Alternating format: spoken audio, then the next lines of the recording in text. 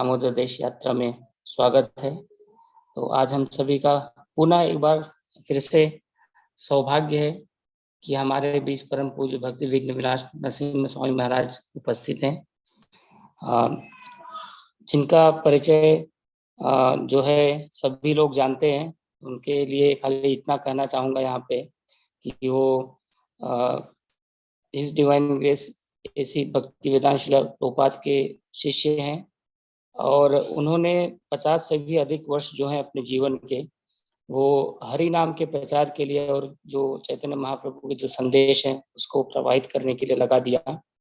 और महाराज जो है बहुत ही विनम्र हैं और वो अपने बारे में कल उनसे पूछा गया कि आप किस प्रकार से शिला प्रभुपाद के प्रति इतने आकर्षित हो गए। तो वो एक उन्होंने जो जवाब दिया वो बहुत ही अच्छा था कि वो प्रभुपाद की पुस्तकों के प्रति आकर्षित हुए और उसके बाद वो उन्होंने भक्तों का संग किया और भक्तों का संग करने के बाद में वो लगातार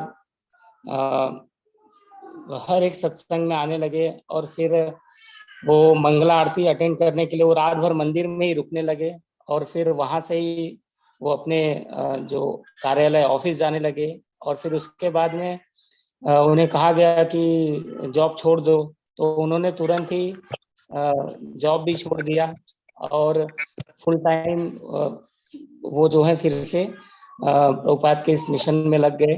और उन्होंने बोला कि उसके बाद जॉब तो मैंने छोड़ दिया क्योंकि तुरंत ही मुझे कोई ना कोई जॉब तो मिलता ही रहेगा। और उसके तुरंत बाद जो है वो बोले कि मुझे तुरंत जो है नया जॉब मिल गया और वो मैं आज तक कर रहा हूँ। तो ये बहुत ही बड़ा जो है प्रभुपाद के प्रति और मिशन के प्रति समर्पण है महाराज जी का। तो आइए हम सब स्वागत करते हैं महाराज का हरे कृष्ण महामंत्र बोलते हुए। Hare Krishna Krishna Krishna Hare Hare, Hare Ram Ram Ram Hare Hare. Hare Krishna Maharaj, over to you.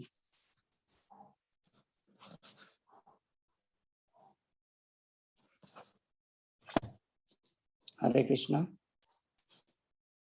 Maharaj, you are on mute. Hare Krishna. Hare Krishna, Maharaj. Okay, are you seeing me? Your video is off, Maharaj. You can. Oh. Okay. Now we can see. Now we can see. Okay. All right. So can we begin? Yes, Maharaj. Okay. Om Namo Bhagavate Vasudevaya. Om Namo Bhagavate Vasudevaya. Om Namo Bhagavate Vasudevaya. Narayanam Namaskrityam Naram Chaiva Narottamam Daivim Sarasatim Vyasam Tato Jayamudirayat Nastapraeshu Vabhadreshu Nityam Bhagavata Sevaya Bhagavati Utamashloke Bhaktir Bhavati Naishtaki. We're reading Srimad Bhagavatam, Canto 10, chapter number 80, beginning chapter number 80. This morning covering texts 1, 2, 3, and 4. Is Nanda Kishore there? Who's translating?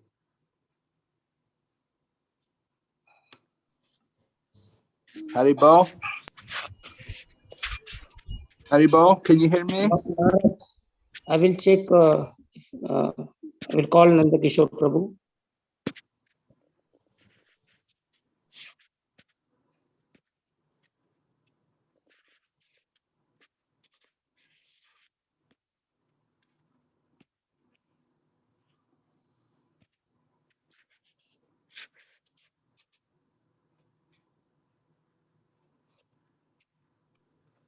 Maharaj, in the meantime, we can read this summary in Hindi.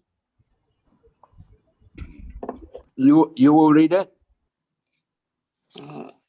Yes, Maharaj, I will read it. Okay, go ahead.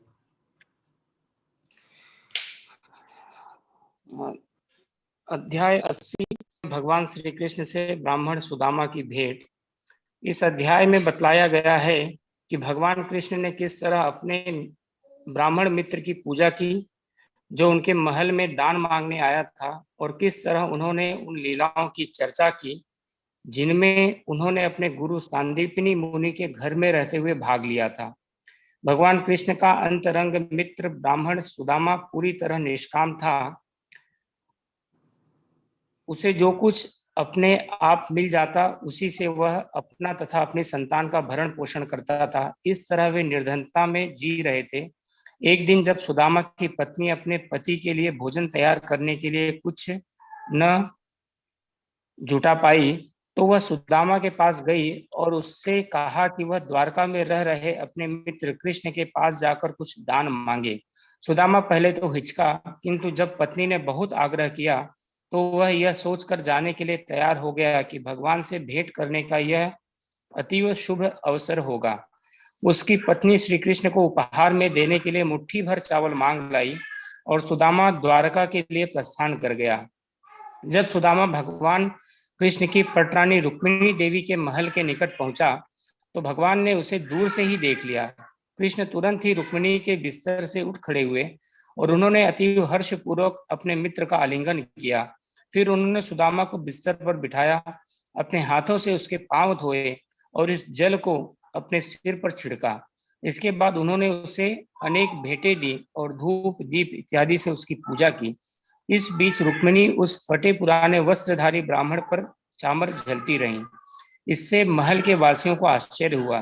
तब कृष्ण ने अपने मित्र का हाथ अपने हाथ में ले लिया और अपने गुरु की पाठशाला में बहुत काल पूर्व रहते हुए जो कुछ उन्होंने मिलकर किया था उसका स्मरण करते रहे।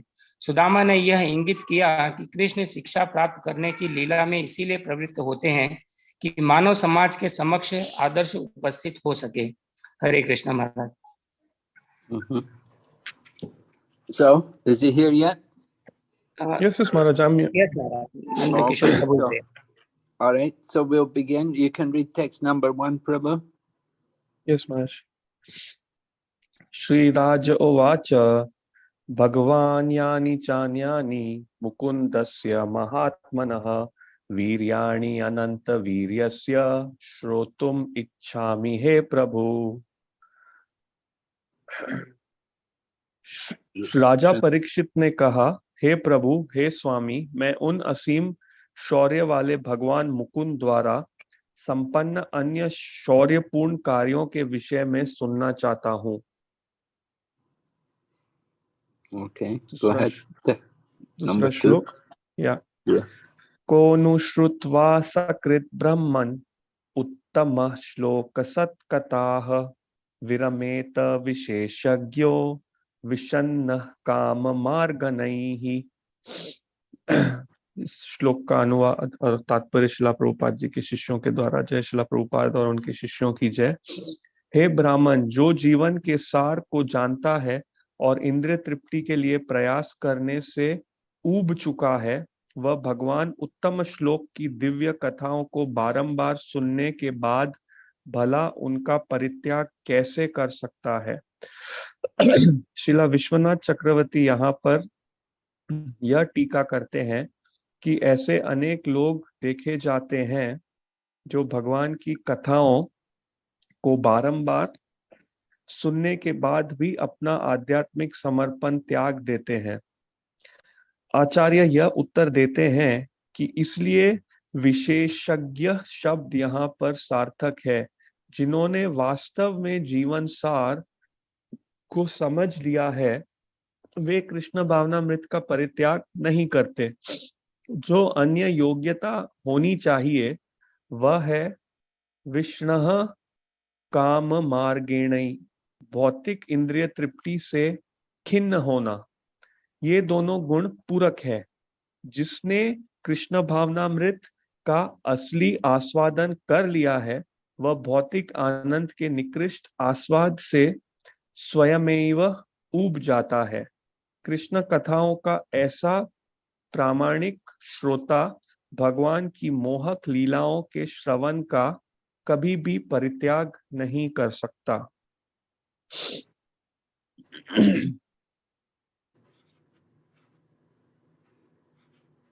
Yes, go ahead.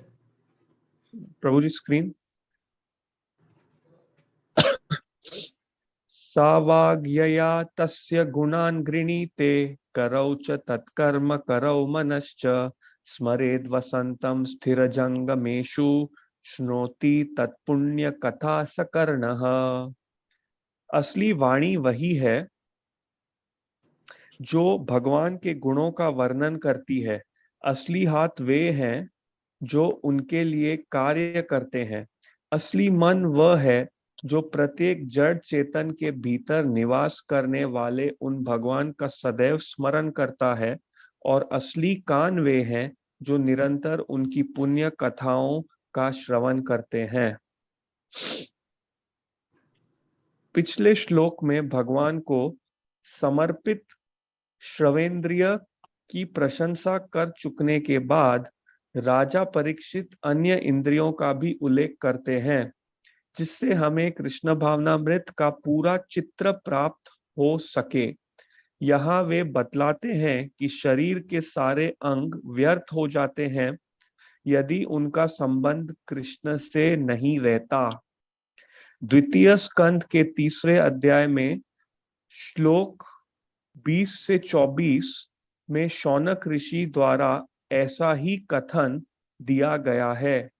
Srila Vishwanath चक्रवर्ती उल्लेख करते हैं कि कृष्ण भावनामृत में सारी इंद्रियों को मिलजुल कर कार्य करना चाहिए। दूसरे शब्दों में आंखें या कान चाहे जो भी अनुभव करें, मन को तो एकमात्र अंतर्यामी कृष्ण का ही स्मरण करना चाहिए। एक और है प्रभु। Yes. शिरस्तु तस्योभयलिङ्गमानमेत् तदेव यत् पश्यति तद्धि चक्षुः अंगानि विष्णुरत तज्जनानां पादोदकं यानि भजन्ति नित्यम। वास्तविक सिर वही है जो जड़ चेतन के बीच भगवान की अभिव्यक्तियों को नमन करता है। असली आंखें वे हैं जो एकमात्र भगवान का दर्शन करती हैं। और असली अंग वे हैं जो भगवान या उनके भक्तों के चरणों को पखारने से प्राप्त जल का नियमित रूप से आदर करते हैं। yes, Okay. Om Magyana Timarandasya Gyananjana Shalakaya Chaksuran Militan Yena Tasmai Shri Gurave Namaha Vanchakalpatarubhyascha Kripa Sindhu Bhaivacha Patitanam Pavanebhyo Vaishnavibhyo Namo Namah. Jai Shri Krishna Chaitanya Prabhu Nityananda Shri Advaita Gadadhar Shri Vasadi Gaur Bhaktavinda. Hare Krishna, Krishna Krishna, Hare Hare, Hare Rama, Rama Rama, Hare Hare. So Maharaj Parikshit is inquiring that he wants to hear about more wonderful pastimes of Lord Krishna. तो महाराज परीक्षित जी पूछताछ कर रहे हैं कि उनको भगवान की और अद्भुत लीलाएं सुननी है। When we hear in the second verse in this chapter, Maharaj Parikshit derides, he talks, he runs down those people who take up Krishna consciousness for some time and then give it up. He said they must be mad. तो दूसरे श्लोक में हम देखते हैं कि महाराज परीक्षित उपहास करते हैं उन लोगों का, उनको नीचे गिरा देते हैं जो लोग कुछ समय के लिए कृष्ण भावनामृत लेते हैं और फिर उसे छोड़ देते हैं। वो कहते हैं कि शायद वो पागल हैं। Anybody who has actually heard the topics of the Lord, then they will never want to give up hearing. They want to hear more and more about the Lord. तो अगर किसी ने भगवान के विषय में कथाएं सुनी हैं तो वो उसे कभी छोड़ नहीं सकता, उसे और ज्यादा अधिक सुनने की आवश्यकता लगती है। The problem is that people somehow they can't give up their attachment to sense gratification. समस्या ये है कि लोग अपनी आसक्ति इंद्रिय तृप्ति से नहीं छोड़ पाते हैं. So we should become disgusted with sense gratification. After hearing topics of Krishna, we should become disgusted with sense gratification. हमको इंद्रिय तृप्ति से घृणा हो जानी चाहिए. विशेष करके कृष्ण के संबंधित कथाएं सुनने के बाद तो हमको इंद्रिय तृप्ति से घृणा हो जानी चाहिए. Of course, we have to experience the higher taste. When we actually get a taste for hearing about Krishna, then we'll never give up the inferior taste. Then we'll never give up hearing more. But we want to hear more and more. तो बेशक बात ये है कि हमको जो ऊंचा स्वाद है कृष्ण कथा सुनने का, वो हमें पाना होगा. अगर वो स्वाद हम पा लेंगे तो हम कभी भी भगवान के बारे में सुनना नहीं छोड़ेंगे. हमें और सुनने की इच्छा होगी. We hear examples of great personalities, how they renounced the world. They gave up everything just to pursue the path of devotional service. तो हम सुनते हैं कि कैसे किस प्रकार ऐसे उदाहरण हम सुनते हैं कि जो बहुत महान व्यक्ति हैं उन्होंने पूरी दुनिया को त्याग कर दिया भक्ति मार्ग अपनाने के लिए. A nice example is Bharat Maharaj. Bharat Maharaj gave up everything to go to the Himalayas. He gave up the family, he gave up an empire, he was an emperor. He gave everything up to go to the Himalayas to pursue the path of spiritual realization. तो इसमें एक बहुत अच्छा उदाहरण है भरत महाराज का. उन्होंने सब कुछ त्याग दिया हिमालय जाने के लिए. अपने परिवार को, अपने साम्राज्य को, वो एक सम्राट थे, उन्होंने अपना परिवार साम्राज्य त्याग दिया हिमालय जाने के लिए. और उन्होंने ऐसा इसलिए किया ताकि वो आध्यात्मिक सत्य उस मार्ग पर पालन कर सके. Of course, he got some difficulty. He did get some difficulty, but he continued. It took him another birth. He had to take birth as a deer, but then he continued. तो बेशक उन्हें इसमें कुछ कठिनाई हुई, परंतु वो फिर भी आगे बढ़ते गए. उन्होंने एक और जन्म लिया, उन्हें एक हिरण का जन्म मिला, पर उसके बाद वो इस प्रयास में चलते रहे. And he went on to become fully realized in spiritual knowledge. और वो इस प्रकार आगे बढ़ते गए और पूर्ण रूप से उनका साक्षात्कार उन्होंने पाया आध्यात्मिक ज्ञान के विषय में. Another example is the Acharya in the South India temple. What was his name? Before Ramanujacharya, the Acharya was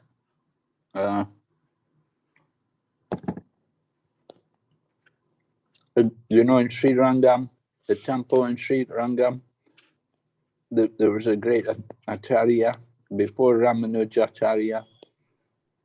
His name was...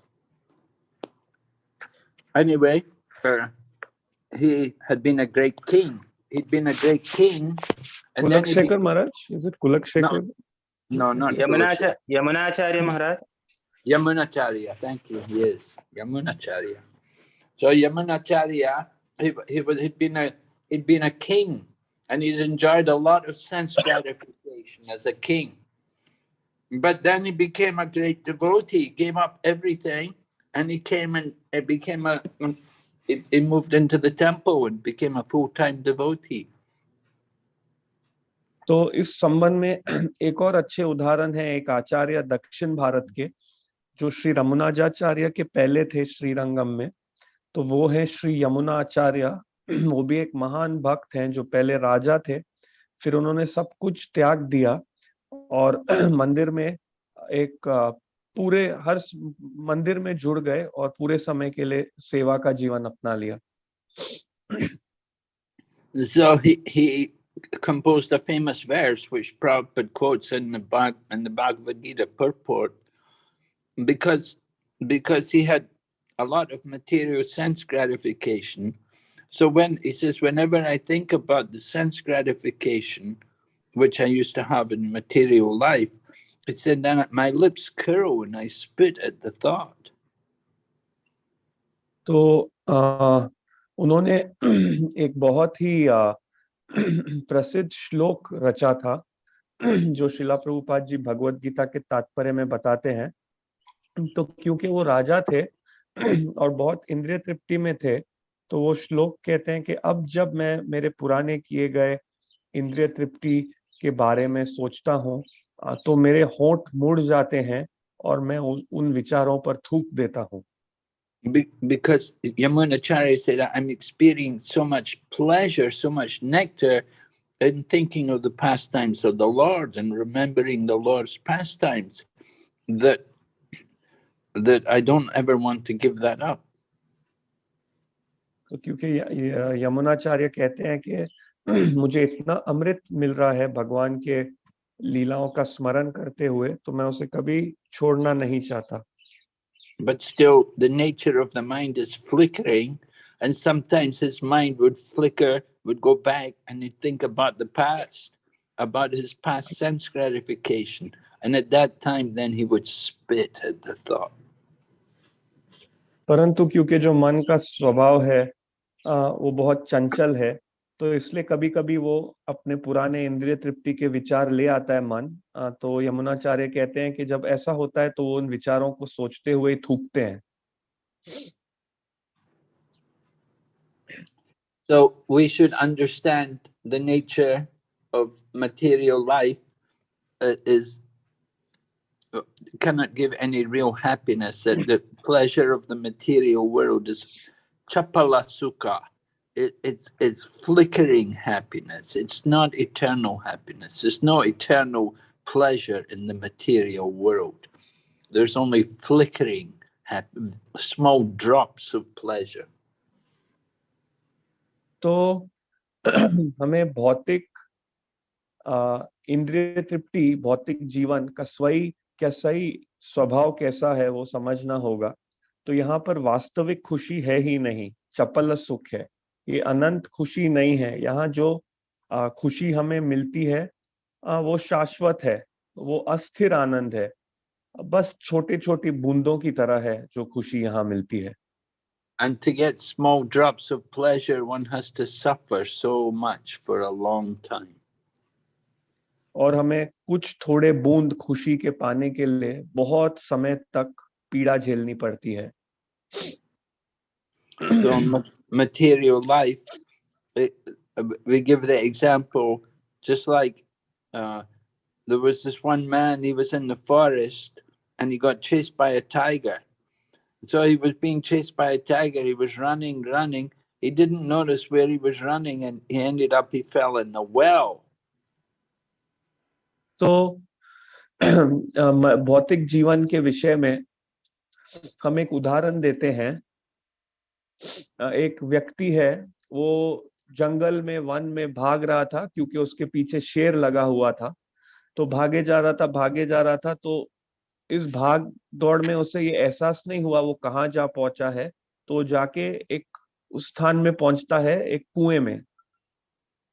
So he fell in the well, but when he fell in the well, somehow he was able to grab hold of a vine, a creeper which was growing, and he didn't fall into the bottom of the well. He was just holding on to this creeper somewhere in the middle of the well. तो हालांकि वो उस कुएं में गिर गया, परंतु पूरी तरह नीचे नहीं गिरा क्योंकि वहां एक पेड़ की लता बढ़ रही थी। उसने उस लता को पकड़ लिया, तो वो कुएं के पूरे नीचे नहीं गया, बीच में कहीं लटक रहा था। And he looked in the bottom of the well, And he saw there was a big cobra in the bottom of the well, a big poisonous cobra. और उसने कुएं के नीचे देखा तो वहां पर वो देखता है कि एक बहुत बड़ा जहरीला कोबरा नाग है. And he looked up on top and he saw the tiger. The tiger was up on top looking into the well, thinking how to get the man. और वो ऊपर देखता है तो देखता है वही शेर है, रुका हुआ है, और वो सोच रहा है इस व्यक्ति को देख के कैसे इसे पकड़ लूं. And the man was holding on to this creeper. He was on a very weak position. He didn't know how long the creeper would support him. If he came out, there would be the tiger. If he came up out of the well, the tiger would eat him. And if he falls in the bottom of the well, a big cobra will get him. So he doesn't know what to do. तो इस प्रकार से वो व्यक्ति उस लता को पकड़े लटक रहा था और बहुत ही कमजोर उसकी स्थिति थी वहां पर. उसे पता नहीं था कितनी देर लटक पाएगा उस पर, और अगर वो इसे कुएं से ऊपर निकल जाता है तो शेर रुका है, उसे खा जाएगा, और अगर वो कोई कारण से कुएं में नीचे गिर जाता है तो कोबरा उसे मार देगी. तो उसे समझ नहीं आ रहा था वो क्या करे. So while he was in that position, a bee came by. This bee came by, and some honey fell from the bee, and it fell right onto the face of the man. And that honey rolled down his face and went to his lips. And the man tasted the honey, and he thought, "Oh, so nice." तो जैसे वो इस हालत में था, कहीं से एक मधुमक्खी आई, तो मधुमक्खी के आने से उस मधुमक्खी से कुछ कुछ शहद उस व्यक्ति के मुंह पर गिरा, और उसके गालों से गिरते हुए वो शहद उसके होठों तक जा पहुंचा. और जब उसने उस शहद को चखा तो सोचता है, हाँ कितना अच्छा है ये शहद. In this way, the man was thinking, now I'm enjoying. Although there's so much suffering all around him, a little drop of honey on his face touched his tongue, and he's thinking, oh, so nice. तो इस प्रकार से वो व्यक्ति सोच रहा है कि वो मजे लूट रहा है. हालांकि उसके इर्द गिर्द बस पूरी पीड़ा ही है, पूरी पीड़ा मंडरा रही है, परंतु एक बूंद शहद का उसने क्या चख लिया तो सोचने लगता है, हाँ कितना अच्छा है ये. So material happiness is often like that. There's so much suffering, there's so much misery, but we're thinking we're happy. तो भौतिक खुशी ऐसी ही है. हालांकि वास्तव में कितने दुख होते हैं, कितनी पीड़ा होती है, परंतु हम सोच रहे होते हैं मैं खुश हूं. So we do not understand what is real happiness. Real happiness is actually the pleasure of the soul. And that pleasure of the soul is awakened when we engage in devotional activities. तो हम समझते नहीं हैं कि वास्तविक आनंद क्या है. वास्तविक आनंद जो है वो है आत्मा का आनंद. वो आत्मा का आनंद जागृत होता है जब हम भक्ति के कार्यों में लगते हैं. Just like when we chant Hare Krishna, we chant the same mantra, we chant the Hare Krishna mantra over and over, and the more we chant, the more we taste the nectar of the holy name. जैसे कि जब हम हरे कृष्ण महामंत्र का जप करते हैं तो हम वही मंत्र बार बार जप करते रहते हैं, लेकिन जितना अधिक हम जप करते हैं उतना हम भगवान के नाम का अमृत का आस्वादन करते हैं. But material pleasure in the beginning may be like nectar, but very quickly becomes just like poison. परंतु जो भौतिक खुशी है शुरुआत में अमृत की तरह लग सकती है, बट अंत में तो वो विष बन जाती है. So we have to understand there are different levels of pleasure, different levels of happiness. There's happiness for people who are like animals, and there's happiness for the enlightened soul. तो हमें समझना होगा कि विभिन्न स्तर पर खुशी होती है। एक प्रकार की खुशी होती है वो व्यक्तियों के लिए जो जानवर की तरह है, और दूसरी उनके लिए जो ज्ञानवर्धक जीव है। So the conditioned souls, they take pleasure in eating and sleeping and mating and defending. That is their happiness. तो जो बद्ध जीव हैं वो खुशी लेते हैं खाने में, सोने में, संभोग करने में और कुछ सुरक्षा करने में। ये उनकी खुशी है। But these activities just prepare them for another material body in this material world. परंतु इस प्रकार के कार्य उनके लिए एक और भौतिक शरीर इस भौतिक जगत में तैयार कर देते हैं। And there's no guarantee that they will again get the human form of life. They will often fall down into the lower species of life. और ये बात भी, और ऐसे कार्यों से ये बात भी तय नहीं है कि उनको दूसरा मनुष्य शरीर मिलेगा। आमतौर पर वो तो और नीचे की योनियों में गिर जाते हैं। So Maharaj Parikshit is glorifying the importance of hearing about Krishna, and he's saying we should never give up that activity. तो महाराज परीक्षित गुणगान कर रहे हैं भगवान की, कृष्ण की कथा सुनने के कार्य को। वो कह रहे हैं ये कार्य कभी नहीं छोड़ना कभी नहीं छोड़ना चाहिए। And then he goes on to describe about the other activities, other kinds of activities which we can also do in the service of Lord Krishna. That devotional service is not only hearing, that there's other kinds of activities in Bhakti, particularly chanting. आगे वो जाके वर्णन करते हैं और अन्य कार्यों का जो हम भक्ति में कर सकते हैं। भक्ति में केवल श्रवण ही नहीं है, और भी कार्य है, विशेष करके जप भी। And he goes on to describe how actual the real use of the words, or the real use of our tongue in speaking, is to describe the qualities of the Lord. और आगे जाके वो कहते हैं कि जो वास्तविक उपयोग है जीवा का, वो है भगवान की जो महिमा है उसका गान करना। Now in the second canto of the Srimad Bhagavatam, in the 3rd chapter, you've got Sonaka Rishi speaking in a similar way, just as Maharaj Parikshit is speaking here. There in the 2nd canto, Sonaka Rishi was speaking to Sutta Goswami, and he was describing also the proper use of the senses, what is proper and what is not. तो श्रीमद् भागवतम के दूसरे स्कंद के 3रे अध्याय में इसी प्रकार का वर्णन है जो सौनक ऋषि कर रहे हैं, और वो सुत्व गोस्वामी को कह रहे हैं, और वो वर्णन कर रहे हैं कि इंद्रियों का क्या सही उपयोग है और क्या दुरुपयोग है। He talks about how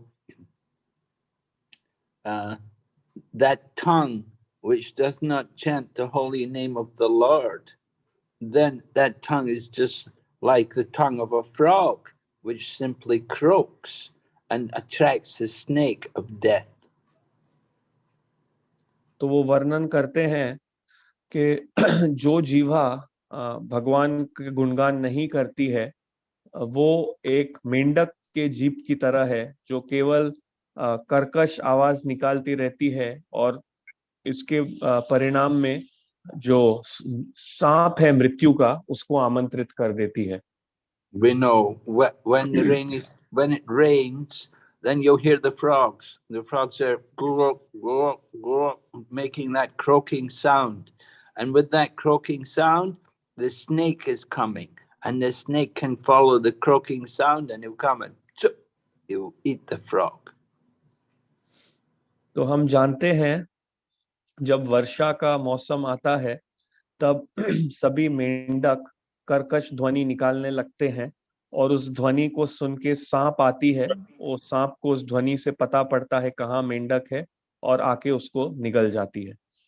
And then, and the same way, those people who don't hear about the glories of the Lord, then these people, their ears are described to be like the ear holes, the holes occupied by a snake.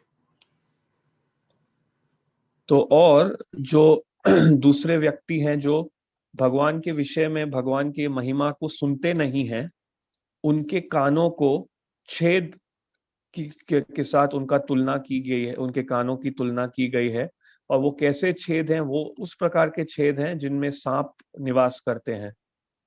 In a field, the rats will make a hole in the ground, and they'll make a hole in the ground. They'll live in the hole in the ground. But the snake will come, and the snake will eat the rat and live in the hole. तो खेतों में हम देखते हैं कि जो चूहे हैं वो जमीन में छेद बनाते हैं और वहां रहते हैं, और फिर सांप आता है, उस चूहे को भी खा जाता है और उसके जो छेद बना है उसमें रहने लगता है। The snake doesn't make any hole, but it eats the rat. The rat makes a hole. The snake comes, eats the rat, and lives in the rat's hole. So people are like that. They have ears, but they don't use their ears to hear about Lord Krishna. Then they'll hear about Maya. All the mundane sounds will enter their ears. तो जो वो सर्प होता है वो उस समय खुद जमीन में छेद नहीं बनाता है, छेद तो चूहे ने बना लिया था, लेकिन सांप आता है, चूहे को भी खा लेता है और उसके घर में रहने लगता है। तो इस प्रकार के व्यक्ति होते हैं जो भगवान के बारे में सुनते नहीं हैं, तो उनके कान इस छेद की तरह हैं, और क्योंकि वो भगवान के बारे में नहीं सुनते हैं तो बस संसारिक ध्वनि उनके कानों में जाती रहती है।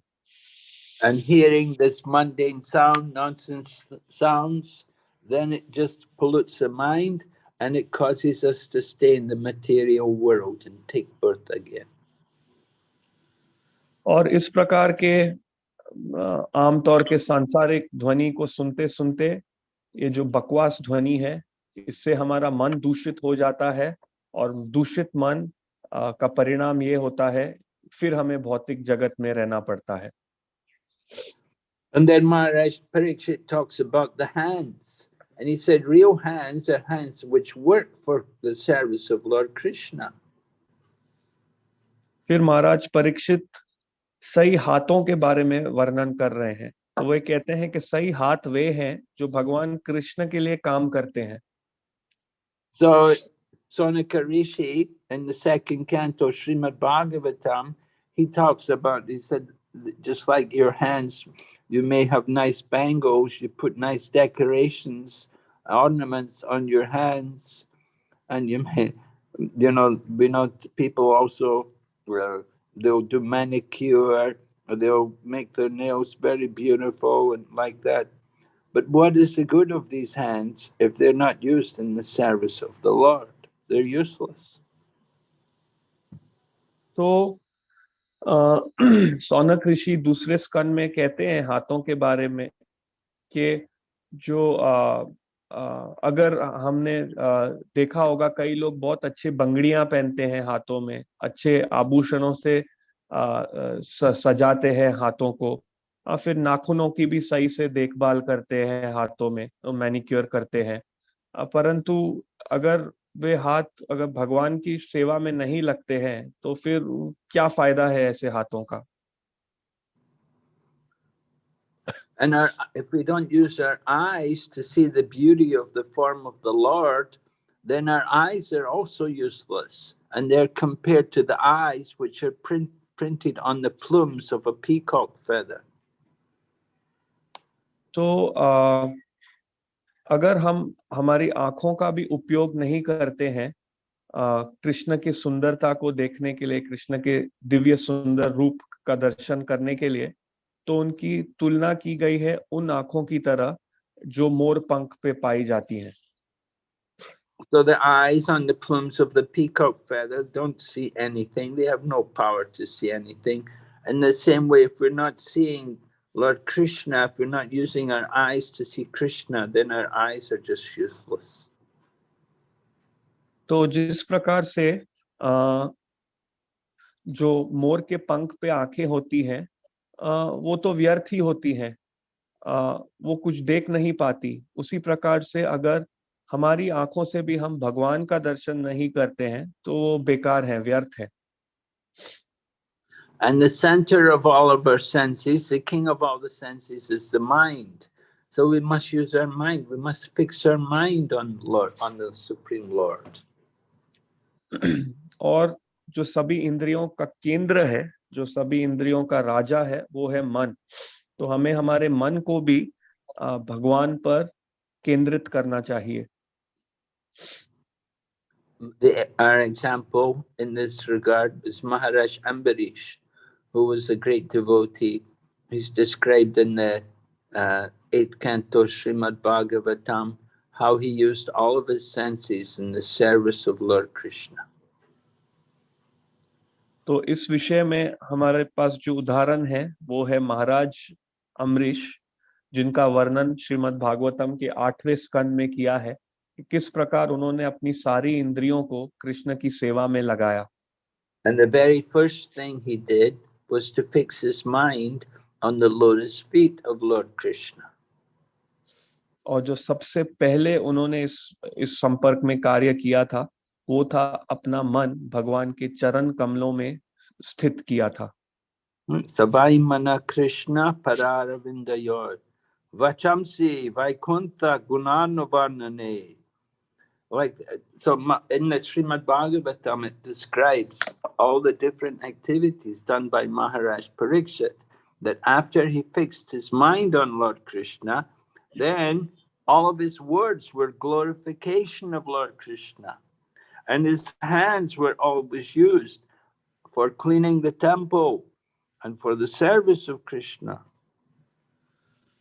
तो इस प्रकार से श्रीमद् भागवतम में उनका वर्णन है कि सवई मना कृष्ण पदारविंदयोर पचामसी वैकुंठ गुणानुवर्णने, कि सबसे पहले उन्होंने अपने मन को कृष्ण में केंद्रित किया था, और क्योंकि उन्होंने पहले मन कृष्ण में केंद्रित किया, फिर वे अपने वचनों द्वारा भगवान का गुणगान कर रहे थे और फिर हाथों द्वारा मंदिर की साफ सफाई कर रहे थे। इस प्रकार से भगवान की सेवा कर रहे थे।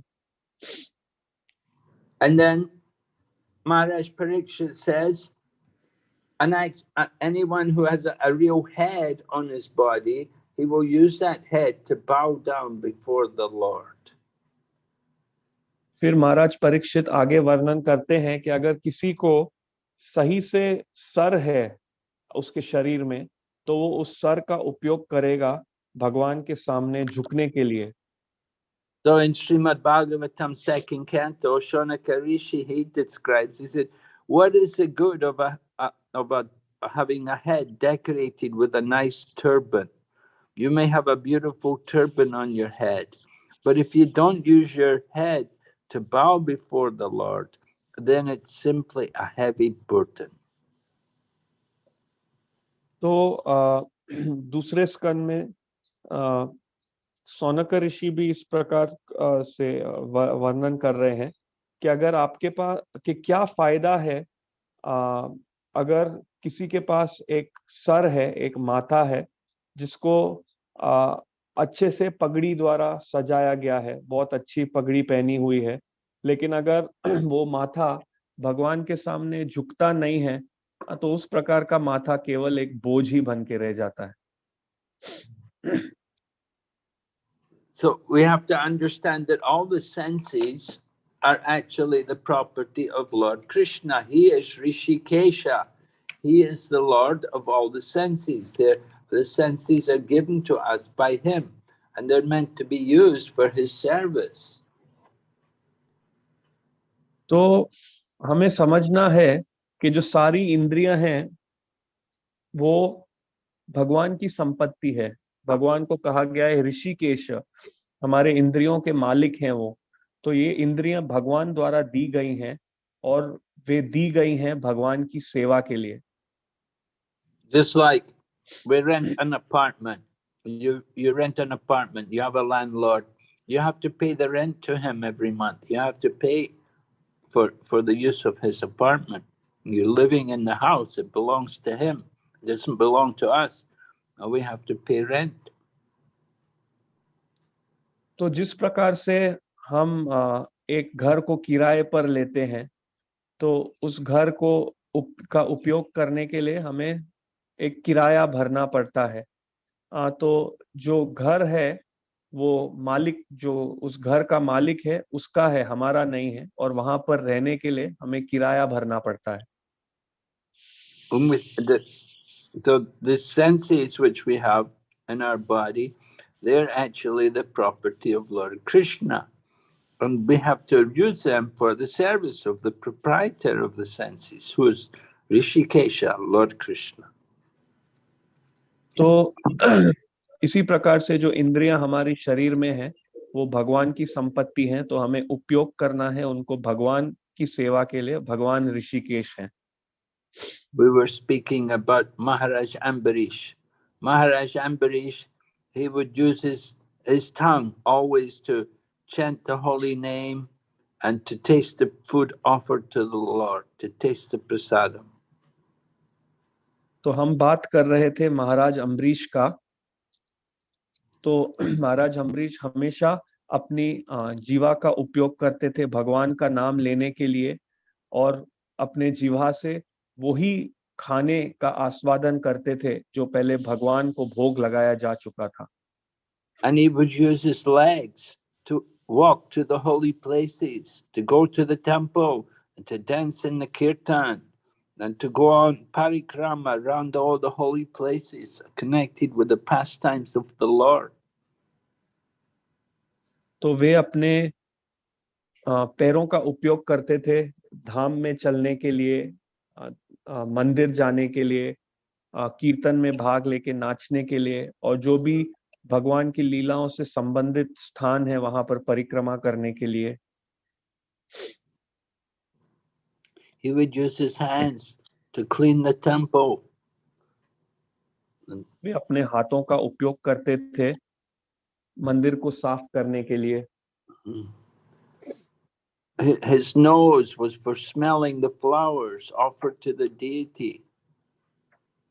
उनके नाक थे जो फूल भगवान को अर्पित किए गए हैं विग्रह को, उन फूलों से जो सुगंध आ रही है उसका आस्वादन करने के लिए वो अपने नाकों का उपयोग करते थे। He would only embrace the bodies of the pure devotees. He would not want to be touched by anybody else other than the devotees of Krishna. और वे अपने स्पर्श का उपयोग करते थे भगवान के शुद्ध भक्तों के शरीर को स्पर्श करने के लिए। वो और किसी को आलिंगन नहीं करते थे यदि वो भगवान के शुद्ध भक्त ना हो। So everything was dedicated for the service of the Lord, because he had that consciousness. He understood that it's all Krishna's. Everything is for him. My duty is to serve him. तो इस प्रकार से महाराज अम्बरीश सब कुछ समर्पित किए हुए थे, सारी इंद्रियां भगवान की सेवा के लिए। वो ऐसा इसलिए कर रहे थे क्योंकि वो उस सही चेतना में थे कि सब कुछ भगवान का है और भगवान की सेवा में ही लगना चाहिए।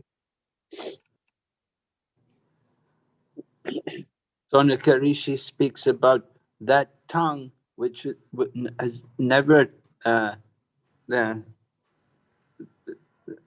if somebody does not take the dust from the feet of the devotees, then they're very unfortunate souls. If they've never taken the dust, they've never had the opportunity to serve the pure devotee or to take the dust from their feet, then they're considered very unfortunate.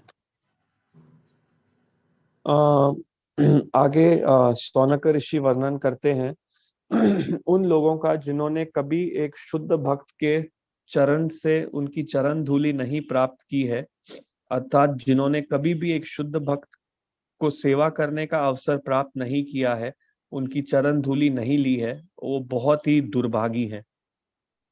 They don't taste they've never tasted the tulsi which is offered to the Lord. वो लोगों ने कभी तुलसी महारानी का आस्वादन नहीं किया है जो भगवान को भोग लगाई गई है।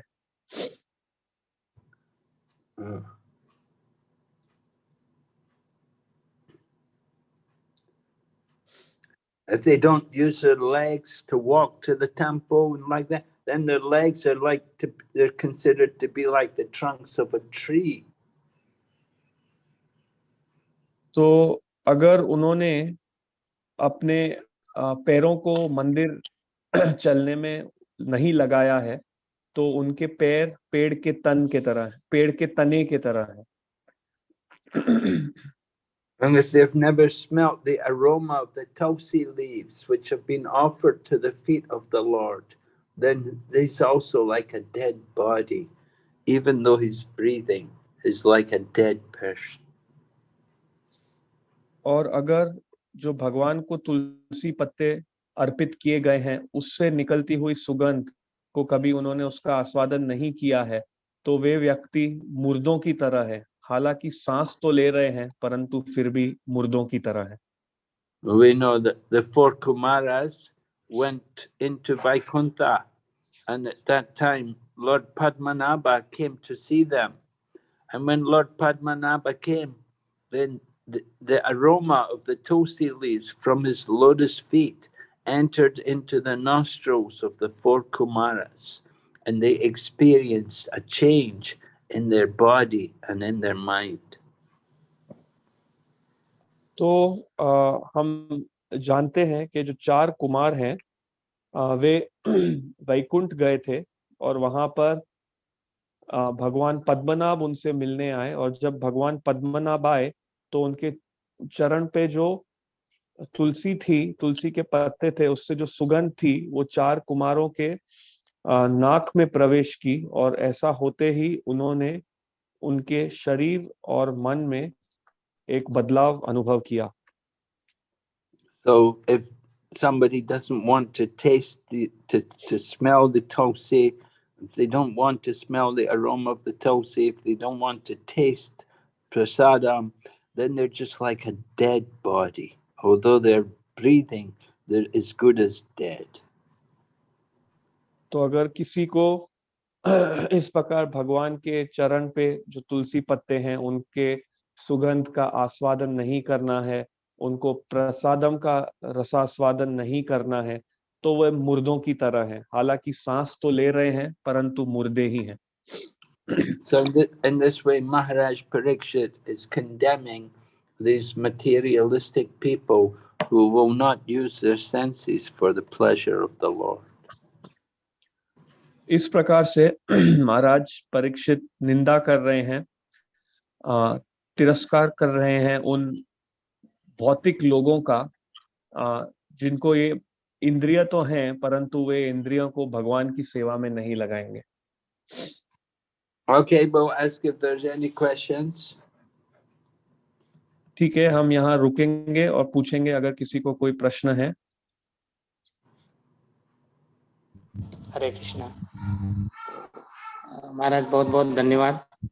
तो आपका जो क्लास था वो बहुत ही अच्छा था और उसमें से एक चीज खाली निकल के आती है यहाँ पे कि हमें जो असली आनंद है वो भगवान के नाम, उनकी लीलाओं में और उनकी भक्ति में ही मिल सकती है। और जो भौतिक सुख है वो चपल सुख की तरह है जो हमें शुरुआत में भले ही अमृत के समान लगे, बाद में वो विष के समान है। और इंद्रियों का उपयोग किस प्रकार से करना है उसके बारे में आपने भरत महाराज और अम्बरीश महाराज का उदाहरण दिया। और हमारा जो शरीर है वो एक प्रकार से किराए का घर है और किराए के घर में जो मालिक रहता है उसे हमें हर महीने किराया देना पड़ता है। उसी प्रकार ये जो इंद्रियां हैं वो भगवान की संपत्ति हैं और भगवान की सेवा में ही लगनी चाहिए। और यदि ऐसा नहीं होता है तो हम जीवित होते हुए भी सांस लेते हुए भी एक शव के समान है या मुर्दे की तरह है। बहुत बहुत धन्यवाद। तो मैं यहाँ पे आमंत्रित करूंगा, किसी को कोई प्रश्न है तो पूछ सकता है महाराज से। हरे कृष्णा। या किसी को कुछ कमेंट करना है तो कर सकते हैं।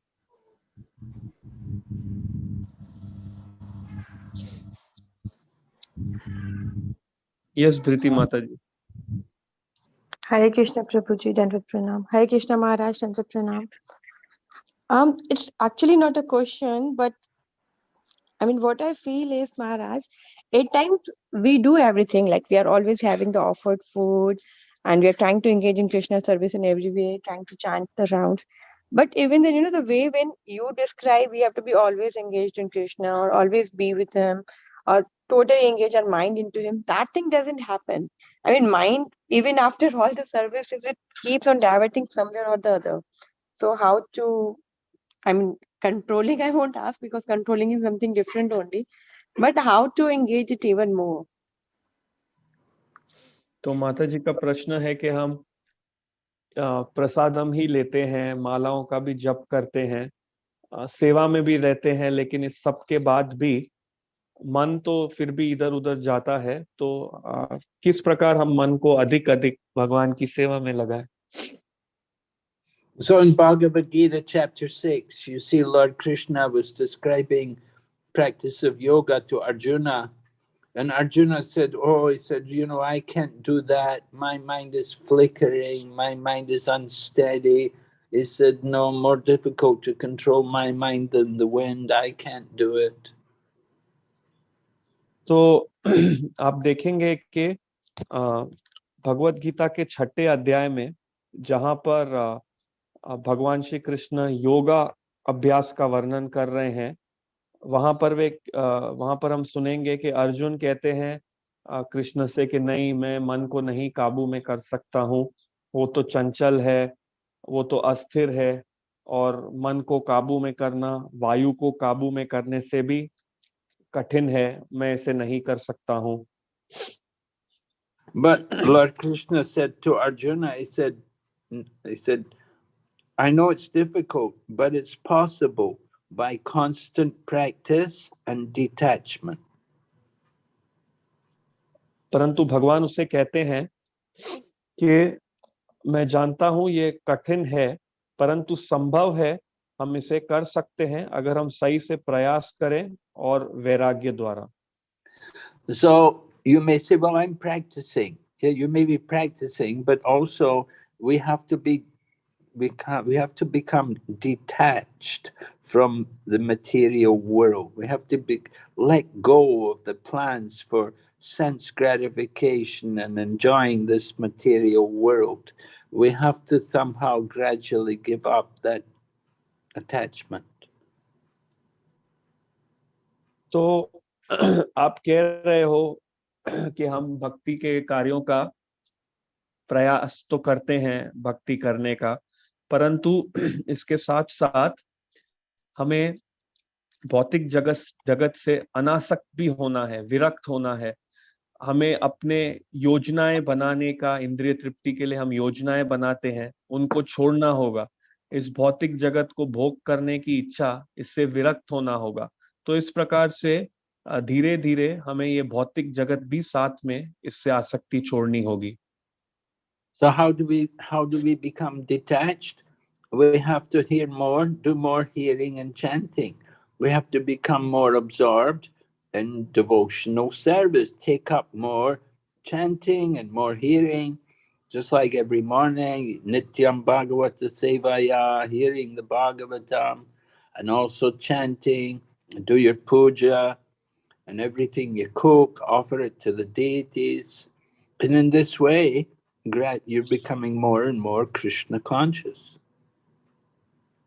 तो ये हम कैसे करते हैं, तो कैसे अनासक्त होते हैं, कैसे विरक्त होते हैं? तो अधिक श्रवण करना और अधिक भगवान का जप करना। हमें इन भक्ति के कार्यों में पूरी तरह मन को लगाना होगा, और जप करो और सुनो, जैसे कि हर रोज सुबह आप सब सुनते हैं नित्यम भागवत सेवया, फिर भगवान को पका के विग्रहों को खिलाओ।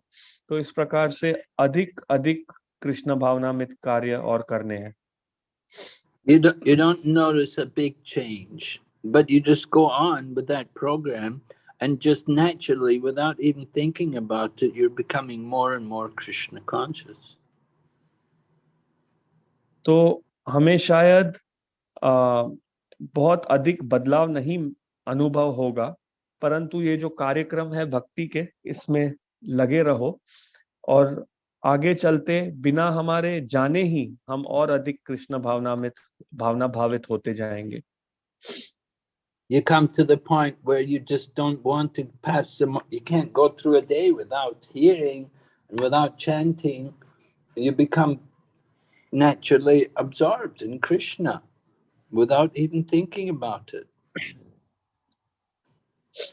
तो फिर ऐसे करते हुए हम ऐसी स्थिति में आ जाएंगे कि हम पूरे दिन बिता ही नहीं सकते हैं बिना भगवान के बारे में सुने या भगवान के नामों का जप किए। तो हमारा मन इस प्रकार कृष्णा में लग जाएगा और फिर हम इन कार्यों के बिना दिन नहीं बिता पाएंगे। Srila Prabhupada gives the example about the man in the airplane. 1 minute the airplane's on the ground, next minute the airplane is way up in the air, 1,000 feet up in the sky. You didn't notice any big change. So Krishna consciousness is like that. We practice Krishna consciousness daily, and naturally we elevate ourselves from the material platform to the spiritual platform without even thinking about it. तो शिला प्रभुपाद जी उदाहरण देते हैं एक व्यक्ति का जो हवाई जहाज में बैठा हुआ है। तो 1 मिनट हवाई जहाज जमीन में है और दूसरे मिनट ऊपर आसमान में है, परंतु जो सफर कर रहे हैं उसके अंदर जो बैठे हुए हैं उनको कुछ ज्यादा बदलाव नहीं लगता है। तो इस कृष्ण भावना भावित होने के कार्य भी इस प्रकार है। नियमित रूप से प्रतिदिन इसको करते जाइए, स्वाभाविकी रूप से ये हमारी चेतना को ऊपर ले जाएगा, भौतिक स्तर से ऊपर आध्यात्मिक स्तर में बिना हमारे सोचे ही ऐसा होगा।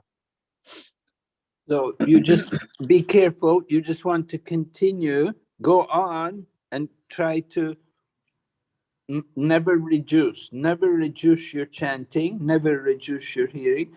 Try to maintain and try even to increase. तो आपको बस सावधान रहना है कि ये सारे कार्य करते रहने हैं, कभी इन कार्यों में घटौती मत लाना, कभी जपना और सुनना कम मत करना। जितना जप कर रहे हो और सुन रहे हो उसको या तो बनाए रखो या तो और बढ़ाओ। And in this way, you naturally come to Krishna consciousness. और इस तरीके से आप स्वाभाविकी रूप से कृष्ण भावना में प्रवेश करोगे। You'll be absorbed constantly in Krishna. आप निरंतर रूप से आपका मन कृष्ण में लीन या अवशोषित रहेगा। All right. ठीक है माता जी। Thank you so much, Maharaj. It was a wonderful, wonderful answer. Thank you so much. Thank you, Prabhuji. Okay, any other question?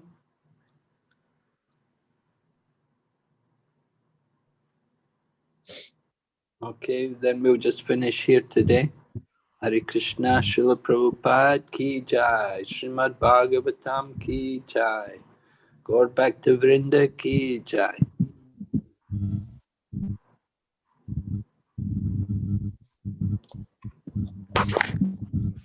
हरे कृष्णा। जय गोविंद प्रभु जी, आप कुछ बोलिए।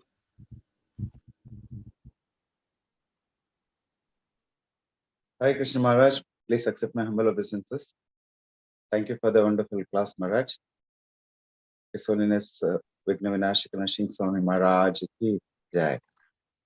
Okay, Hare Krishna devotees, हम लोग अभी कार्तिक महीना में हैं। So कार्तिक महीना का महात्म्य हम पढ़ के आ रहा है।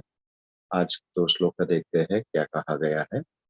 So मथुरायां तथा साक्षा कृत्वा चैव प्रदक्षिणम् वैष्णवं धाम संप्राप्य modate harisannidhau.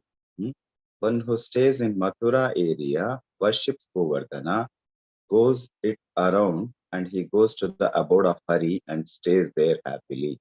मतलब जो भी ये मथुर मंडल में निवास करते हैं, नहीं तो उधर रहते हैं और गोवर्धन को पूजा करते हैं और उनका परिक्रमा करता है, वो निश्चित रूप से भगवान के धाम में जाते हैं और वहां पर रहते हैं। और आगे श्लोक में कहा गया है, उज्रे शुक्ल द्वितीयायाम मध्यते यम आर्चये स्नानं कृत्वा बनुजयम yamalokam na pashyati. So on the mid part of second day of the light part of month Kartika, one should worship Yamaraja and take bath in Yamuna. If he does so, he will not have to go to the abode of Yamaraja.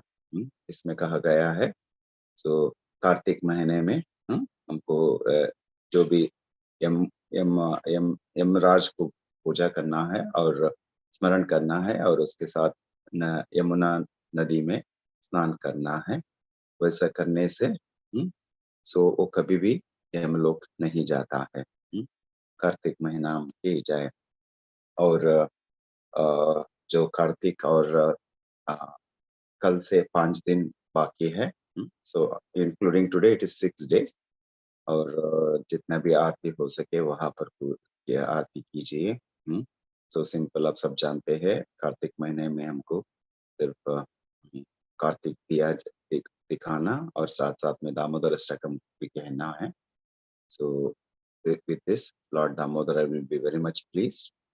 और कल से विशेष व्रत भी प्रारंभ हो रहा है, उसको कहते हैं भीष्म पंचका। सो ये आखिर 5 दिन है, कल से लेकर कल एकादशी भी है, उत्थाना एकादशी।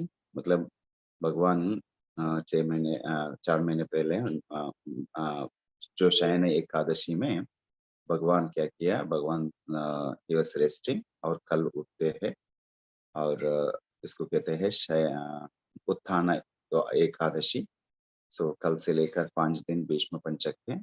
सो यहाँ पर आपको मतलब भक्त लोग कठिन व्रत पालन करते हैं। जैसा जो लेवल 1 है वहां पर सिर्फ पंचगव्य में रहते हैं 5 दिन, और जो दूसरा है वो सिर्फ फल और फ्रूट्स में रहते हैं, और तीसरा है एक ही बार हविष्यान्न खाकर रहते हैं। सो आपकी मर्जी से आप जो भी करना चाहते हैं वो कर सकता है। हरे कृष्णा। और ये जो संडे हमारा प्रोग्राम होगा वो रिज इंटरनेशनल स्कूल में होगा, so don't miss the programme. Hare Krishna. तो एकादशी प्रश्न आया है क्या? It's from tomorrow. Ekadashi is tomorrow. Okay, thank you प्रभु, बहुत बहुत धन्यवाद प्रभु। तो अभी हम प्रार्थना की तरफ बढ़ेंगे और चैट बॉक्स में प्रेयर रिक्वेस्ट है हलानी माता जी का, उनकी माँ पुष्पा लिख्यानी माता जी के लिए, और सिद्धांत शर्मा और अर्जुन अलमचंदानी प्रभु के लिए, उनके अच्छे स्वास्थ्य के लिए, और धनंजय दास उनका जन्मदिन है उनके लिए, और हम सर्वे भवन्तु सुखिनः सर्वे सन्तु निरामया, इस भाव के साथ में कि भगवान सभी पर दया करें, उनके ऊपर कृपा करें, सभी के आध्यात्मिक भौतिक और शारीरिक लाभ के लिए, शारीरिक स्वास्थ्य के लिए। वैष्णव को प्रणाम करते हुए पंचतत्व मंत्र के साथ में हरे कृष्ण महामंत्र के साथ प्रार्थना करेंगे। वांछा कल्पतरुभ्यश्च कृपा सिंधुभ्येव च पतितानां पावनेभ्यो वैष्णवेभ्यो नमो नमः। जय श्री कृष्ण चैतन्य प्रभु नित्यानंद श्री अद्वैत गदाधर शिवासादि गौर भक्त वृंद। हरे कृष्णा कृष्ण कृष्ण हरे हरे, हरे राम राम राम हरे हरे, हरे कृष्णा कृष्ण कृष्ण हरे हरे, हरे राम राम राम हरे हरे, हरे कृष्णा कृष्ण कृष्ण हरे हरे, हरे राम राम राम हरे हरे। श्रील प्रभुपाद की जय, समवेत भक्त वृंद की जय। तो इस क्लास को आज के कल तक के लिए स्थगित करते हैं। कल फिर से नए श्लोकों पे हम श्रवण करेंगे। हरे कृष्णा। माता जी आप होस्ट हैं तो आप एंड कर सकती मीटिंग सभी के लिए।